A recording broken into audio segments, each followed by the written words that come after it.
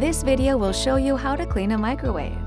To clean your microwave, you will need 2 cloths or paper towel, water, and some dishwashing soap. First, open the microwave and carefully pick up and remove the glass plate that is inside. Place the glass plate inside the sink. Wash the glass plate using warm water, soap, and a wet cloth or sponge. Dry the glass plate with a dry cloth or paper towel. Set it down in a safe place on your counter until you are done. Then put a few drops of soap onto a wet cloth or sponge and wipe every surface inside of the microwave.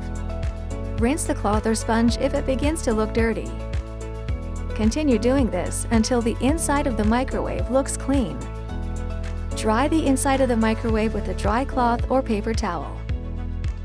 Put the clean glass plate back inside the microwave. For more practice, follow the Cleaning the Microwave card deck in the MagnusCards mobile app.